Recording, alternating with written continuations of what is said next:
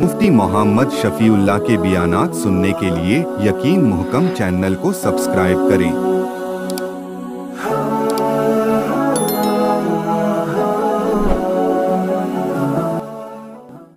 नहमदुहु व नुसल्ली अला रसूलिहिल करीम, अम्मा बअद फ़अऊज़ु बिल्लाहि मिनश शैतानिर रजीम, बिस्मिल्लाहिर रहमानिर रहीम। वमा उन्ज़िला अलल मलकैनि बिबाबिल हारूत व मारूत वमा युअल्लिमानि मिन अहदिन हत्ता यक़ूला इन्नमा नहनु फितनतुन फला तकफुर फयतअल्लमून मिन्हुमा मा युफ़र्रिक़ून बिही बैनल मर्इ व ज़ौजिहि वमा हुम बिज़ार्रीन बिही मिन अहदिन इल्ला बिइज़्निल्लाह। सदक़ल्लाहुल अज़ीम। अल्लाहुम्मा सल्लि अला मुहम्मद व अला आलि मुहम्मद कमा सल्लैता अला इब्राहीम व अला आलि इब्राहीम इन्नका हमीदुम मजीद। अल्लाहुम्मा बारिक अला मुहम्मद व अला आलि मुहम्मद कमा बारकता अला इब्राहीम व अला आलि इब्राहीम इन्नका हमीदुम मजीद। साबिक़ा दर्स में हज़रत सुलेमान अलैहिस्सलाम पर जो यहूदियों ने इल्ज़ाम लगाया कि हज़रत सुलेमान अलैहिस्सलाम जादू के ज़रिए से जिन्नात को भी काबू किए हुए थे और जिन्नात पर भी हुकूमत फरमाते थे। हज़रत सुलेमान अलैहिस्सलाम नऊज़ु बिल्लाह सुम्मा नऊज़ु बिल्लाह नक़ल कुफ्र न बाशद। हज़रत सुलेमान अलैहिस्सलाम यहूदी कहते थे कि खुदा के पैगंबर नहीं बल्कि जादूगर थे। तो अल्लाह ने इसका जवाब इरशाद फरमाया कि सुलेमान अलैहिस्सलाम जादूगर नहीं थे। हज़रत सुलेमान अलैहिस्सलाम के बाद जो दो फरिश्ते आए थे, जो जादू उन्होंने लोगों को सिखाया, वो एक आजमाइश थी और लोगों ने उस जादू के ज़रिए से कुफ्र भी किया, शयातीन के पीछे भी लगे। फिर हज़रत सुलेमान अलैहिस्सलाम की डायरी थी जो उनका रजिस्टर था, उसमें जिन्नात और शयातीन ने तब्दीली भी की। यहूदी फिर उनकी इत्तिबा में, उनकी पैरवी में उन्हीं के पीछे लगे और सुलेमान अलैहिस्सलाम की तरफ गलत बात को मंसूब किया। आज की आयत मुबारका में अल्लाह ने वही इरशाद फरमाया कि उन्होंने पैरवी की मा उन्ज़िला अलल मलकैनि, जो नाजिल किया गया दो फरिश्तों पर, बिबाबिला बाबुल शहर में, हारूत व मारूत, उनका नाम हारूत और मारूत था। मुफस्सिरीन कराम रहमहुमुल्लाह ने हारूत और मारूत का एक वाक़ा लिखा है। पहले एक बात समझ लें, कुरान, हदीस और इसराइली रिवायात, या तो मुसलमानों ने तारीख़ लिखी है या यहूदियों ने, बनी इसराइल ने तारीख़ लिखी है।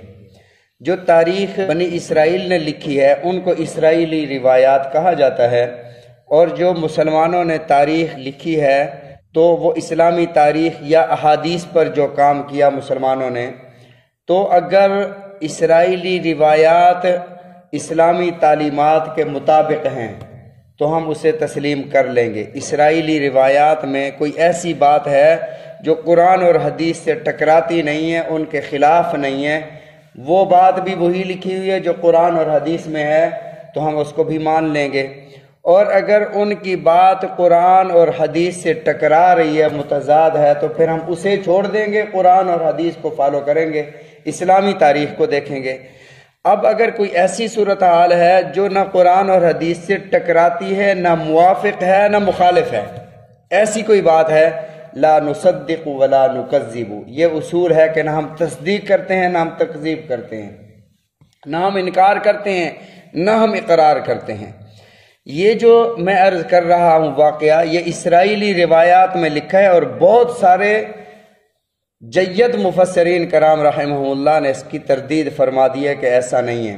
उनके पास भी कुछ दलाइल है, लेकिन ये जो वाक़या मैं अर्ज़ करने लगा हूँ ये कुरान और हदीस में नहीं है, इसराइली रिवायात में है, और वहाँ से मुफस्सिरीन कराम रहमहुल्लाह ने ये वाक़या लिखा है। हारूत और मारूत दो फरिश्ते थे। حضرت ادریس علیہ السلام کے دور میں قوم فسق و فجور میں، گناہوں میں اس قدر مبتلا ہو گئی کہ صرف گناہوں کے رجسٹر ہی خدا کی بارگاہ میں جاتے تھے، یعنی نیکیاں جاتی ہی نہیں تھی انسانوں کی، بس گناہوں پر رجسٹر لکھے جا رہے ہیں، دفتروں کے دفتر بھرے جا رہے ہیں۔ فرشتوں نے خدا کی بارگاہ میں عرض کیا، اللہ یہ انسان بس صرف تیری نافرمانی ہی کر رہے ہیں، نیکی کرتے ہی نہیں ہیں۔ اور ان کی اس بات میں ایک عجب تھا کہ دیکھو اللہ ہم نیکی کر رہے ہیں، یہ نیکی نہیں کرتے، یہ بھی تیری مخلوق ہے، تو نے انہیں خلیفہ بنایا، جاعل فی الارض خلیفہ، تو نے اپنا خلیفہ زمین پر بنایا، یہ تیری عبادت کرتے نہیں ہیں۔ تو اللہ نے فرمایا کہ میں نے انسانوں میں خواہشات کا مادہ رکھا ہے، میں نے انسانوں میں احساسات کا مادہ رکھا ہے، نافرمانی کا مادہ رکھا ہے، تو وہ کرتے ہیں۔ تم جو کہہ رہے کہ ہم نہیں کرتے، تمہارے اندر تو وہ مادہ ہی نہیں ہے نافرمانی کا۔ لا یعصون اللہ ما امرہم ویفعلون ما یؤمرون، جو انہیں حکم کیا جاتا ہے وہی بجا لاتے ہیں، اس کے علاوہ اس کے خلاف کر ہی نہیں سکتے۔ فرشتوں کی وہ طبیعت ہے کہ وہ خلاف ورزی کرتے ہی نہیں ہیں۔ تو اللہ نے فرمایا پھر ایسا کرو، فرشتوں میں سے 2 فرشتے منتخب کرو اور انہیں میں شہوات نفسانیہ کی قوت دیتا ہوں، یہ مادہ دیتا ہوں، اور انہیں زمین پر بھیجتے ہیں۔ وہ بچ سکتے ہیں یا نہیں، وہ انسانی زندگی گزار سکتے ہیں یا نہیں گزار سکتے، اس کا مشاہدہ پھر تم کر لینا۔ تو سارے فرشتوں نے مل کر 2 فرشتوں کو منتخب کیا، ایک کا نام ہاروت تھا، دوسرے کا نام ماروت تھا۔ جب وہ دنیا میں آئے تو یہ فیصلے کرتے تھے، قاضی بن گئے، قاضی القضات، جج بن گئے اور لوگوں کے فیصلے کرتے تھے۔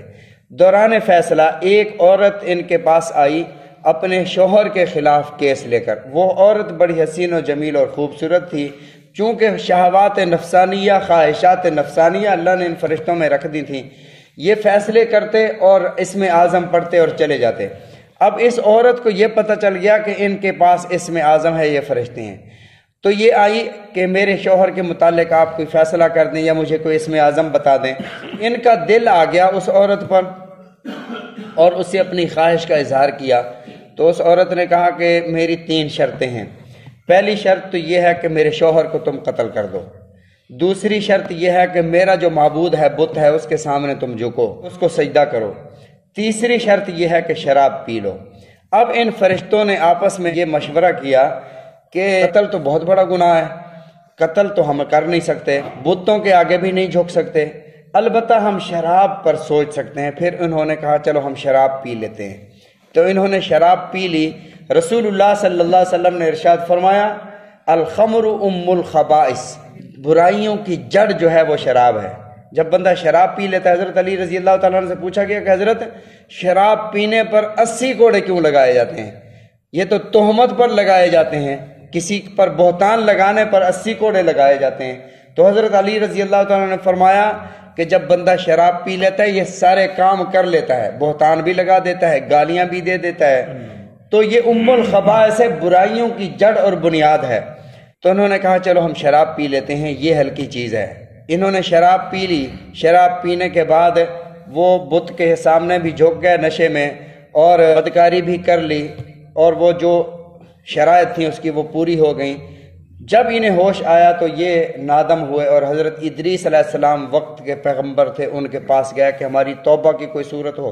تو حضرت ادریس علیہ السلام نے اللہ کی بارگاہ میں عرض کیا تو اللہ رب العزت نے ارشاد فرمایا، دنیا کی سزا قبول کرتے ہیں یا آخرت کی سزا قبول کرتے ہیں؟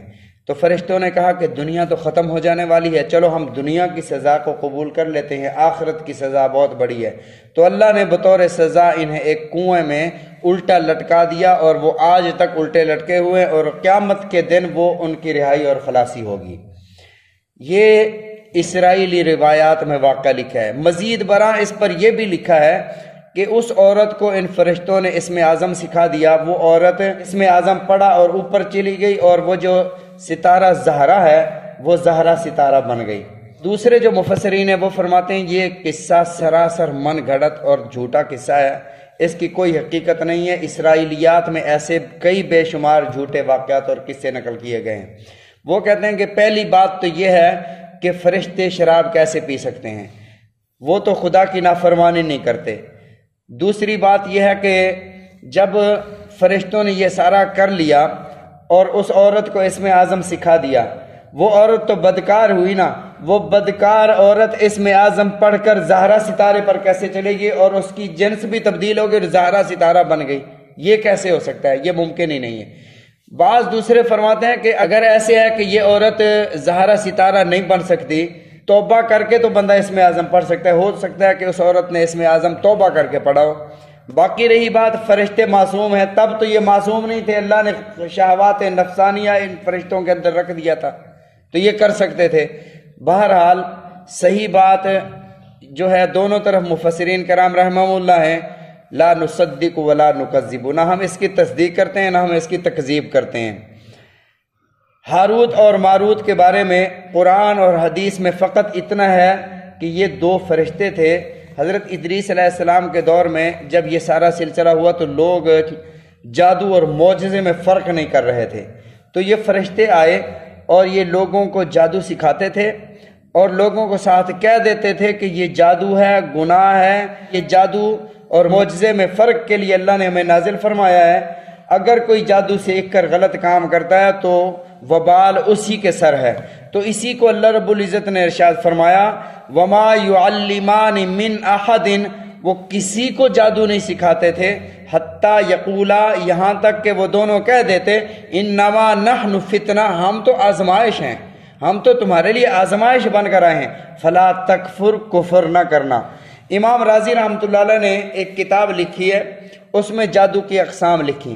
سب سے پہلے یہ لکھا کہ جنات کے ذریعے سے خفیہ طور پر انسان جنات سے کام کرواتا ہے اور دوسرے عام انسان سمجھتے ہیں کہ یہ خلاف عادت ہو رہا ہے لہٰذا یہ جادو ہے۔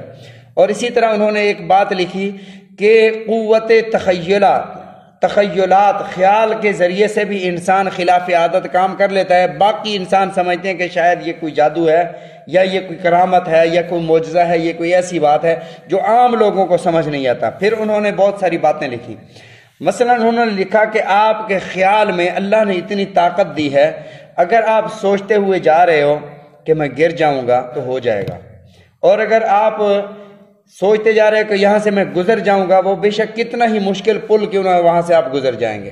یہ مشاہدات میں بھی ہے، آپ جا رہے ہیں، کتا بیٹھا ہوا ہے، آپ دل میں یہ سوچتے ہوئے جا رہے ہیں کہ یہ اٹھ کر پڑ جائے گا تو وہ اٹھ کر پڑ جائے گا، اور اگر آپ نے دیکھا نہیں ہے تو نہیں پڑے گا، سوچتے ہوئے جا رہے ہیں آگے سانپ آ جائے گا تو آ جائے گا۔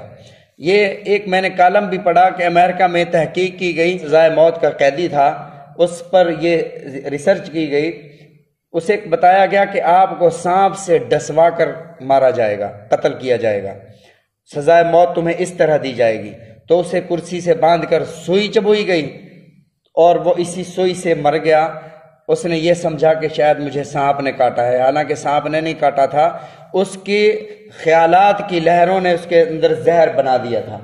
تو یہ آج تحقیق سے بات ثابت ہو گئی ہے کہ قوت خیالیہ سے ایسے کام ہو سکتے ہیں۔ اور اسی طرح ایک اور ہے، یہ میں نے تجربہ تو نہیں کیا، کتابوں میں لکھا ہوا پڑھا کہ اگر آم کا جو بور ہے، آم کے بور کو 7-8 دن تک 10 دن تک اپنے ہاتھوں پر رگڑتے رہیں، پھر اس کے اندر اللہ تعالیٰ سے اثرات پیدا فرما دیتے ہیں کہ اگر کوئی زہریلی چیز کسی کو کاٹ لے، آپ اس کے اوپر ہاتھ پھیر لیں تو وہ بالکل ٹھیک ہو جائے گا، زہر کا اثر ختم ہو جائے گا۔ اب کسی نے ایسا کیا ہوا ہو اور ہاتھ پھیر دے، کہیں کہ یار یہ حضرت عیسیٰ علیہ السلام کو اللہ نے یہ معجزہ دیا تھا، بڑا پہنچا ہوا بندہ ہے، ہاتھ پھیرتا ہے اور زہر کا اثر ختم ہو جاتا ہے۔